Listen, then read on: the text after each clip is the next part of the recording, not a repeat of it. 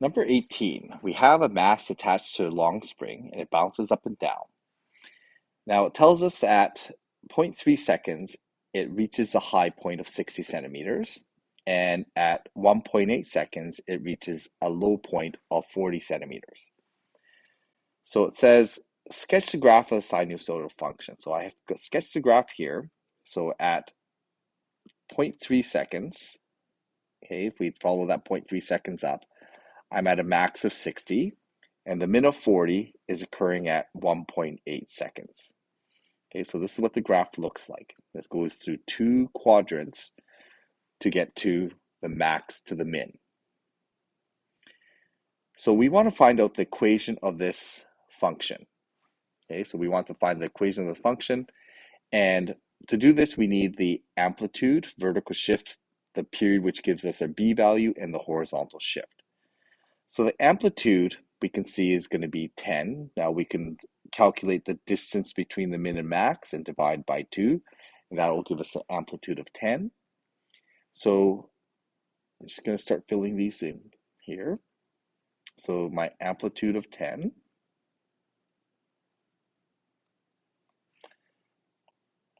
Okay, the vertical shift is going to be the middle line here, so which is going to be halfway between 40 and 60, so it's 50. So I've got a vertical shift of 50.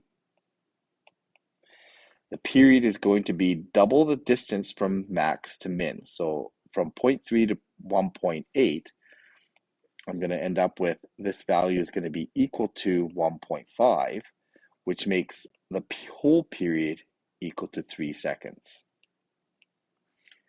So that's what my period is, 3 seconds. And so the b value is going to be 2 pi over 3. And I'm going to use a cosine graph. So I'm going to use that first max coordinate. That's going to be my horizontal shift. And so my horizontal shift is going to be 0.3. So I'm going to shift it over 0.3 seconds to get it in the right phase. So there it is. I'm going to then write the equation of this function as a height as a function of time.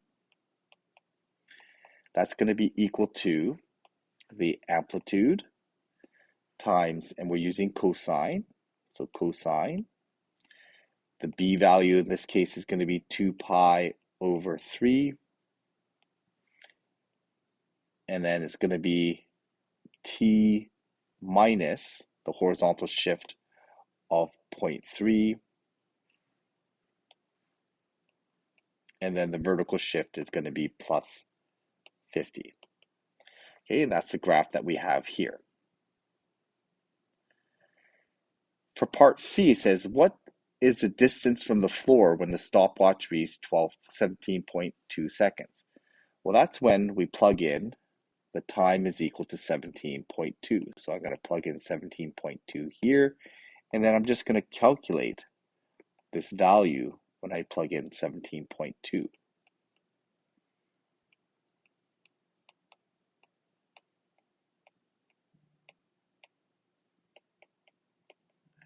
Okay, so this is just a calculation. I'm just going to plug this into the calculator, and when I plug this in, the value that I'm going to get is, well, let's just plug it in. So 10 cosine of 2 pi divided by 3 times 17.2 minus 0.3, that's going to be 16.9, and then plus 50. It gives me a height of 40.49, so I'm going to round that to 40.5. So that's going to be 40.5 meters. Okay, so that's going to be part C. Part D says, what is the first positive value of time when the mass is 59 centimeters above the floor? Okay, so let's find where 59 is on the graph here. So if I find 59, 59 is going to be right here, and I'm really looking for where it hits that point right there. Okay, and I'm looking for the time. Okay, I can draw that time down. Okay, bring it all the way down to the x-axis here. that time is going to be somewhere around there. Okay, so it looks like it's maybe about, point one, somewhere around that area, point one. So basically what I'm going to do is then I'm going to solve for when this height is equal to 59. And there's lots of solutions here, so I have to make sure that I have the right solution. So even in this picture here, there's a few places where the height is equal to 59. I'm going to write that in. 59 centimeters is my height. And I'm going to set up my equation this way. So I'm going to take my original equation and make h of t equal to 59. So I have 59, and that's going to be equal to the original equation of 10 cosine 2 pi over 3 x minus 0.3 plus 50. Yeah, I should change that back to t actually. That's not that it matters too much, but I'm solving for t. To solve for t, I'm going to undo this equation. Okay, so I'm going to subtract 50 from both sides, so I get 9. And then divide by 10. I'm going to skip some steps here. So I'm going to, first of all, subtract the 50 from both sides. I'm going to get rid of that times 10 with the divide 10. So I'm going to end up with this. Cosine 2 pi over 3 t minus 0.3. And then I need to undo this cosine by using an arc cosine, an inverse cosine. So the inverse cosine of 10 over 9, 9 over 10, is equal to 2 pi over 3 t, I'm going to call that t1 minus, actually I'm just going to erase that here, t minus 0.3, and I'm going to put a subscript 1 here, because that's going to be my theta 1.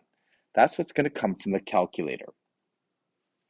So when I solve on the calculator here, I'm going to get 0.45, and that's going to be equal to theta 1. Now remember that anytime I solve for cosine, there are 2 points in one period that I have to solve for. So in this case here, there are 2 points here and here in one period that I'm going to be solving for. Now bear in mind that I'm looking for a specific y value in a specific period. But when I solve, I have 2 places in one period that I'm solving for. So theta 1 is from the calculator. And when I solve for, and I'm going to call that T1, T1 is going to be equal to, when I undo this, I'm going to end up with 3 over 2 pi. So I'm going to divide by 2 pi and times by 3 to undo the times by pi, 2 pi, and divide by 3 times 0.45, and then add the 0.3 to both sides. So I end up with T1 is equal to 0.51 seconds. Now, when I take a look at my graph, 0.51, this dot here is going to be at 0.51 seconds. So that's my T1. So I'm just going to draw that down a little bit. And this represents the T1 that I solved for. And that's equal to 0.51 seconds. I should really solve for theta 2. So from here, this is my theta 1. I really need to solve for theta 2. So I'm going to do it down here. So 6, I'll do this in radians. So this is going to be 2, theta 2. Theta 2 is going to be 2 pi minus theta 1, which is 0.45. And that's going to give me my theta 2.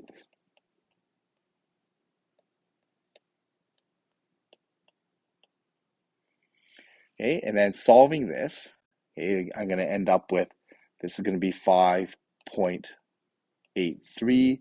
I'm going to multiply that by 3 over 2 pi, and then I'm going to add 0.3 to both sides, and that's going to give me my theta 2, my T2. Okay, so 5.83 represents my theta 2, and then solving for the time, when I solve for the time, I end up with a time that's equal to 3.08. Okay, and that time is going to be this one right here. Okay, I can see on my graph here, if I draw that down, okay, so that's going to be at about 3.08, and I'm going to call that T2. Okay, but we can see that both of those are not the ones that I'm looking for. I'm looking for the time where it hits 59 centimeters the first time, and that's the one I've outlined in green. I need this time right here. So how do I get that time based on my theta 1 and theta 2 that I've drawn in black, which I'm going to put a big X on, and the one I've drawn in red, which I'm going to put a big X on here. Well, when I look at that, that's the two solutions in one period. And to get to the green, what I'm going to do is I'm going to start at 3.08 and I'm going to go backwards to that green point here. That's minus 3 seconds. Okay, that's one full period. So then that makes the time here, this is going to be 0.08 seconds, and that looks about right. Okay, so I'm starting at 3.08, and I'm going backwards one full period because I can see visually that the green point, I'm going to mark that green in big X, the red and the green are actually just the same point in a different period. So then to get from one point to the other, I just use one period to get there. And that's why I use a 3 seconds period. So then the solution to this for part D of this, the time when the first positive value when the time hits 59 centimeters is going to be T is equal to 0.08 seconds.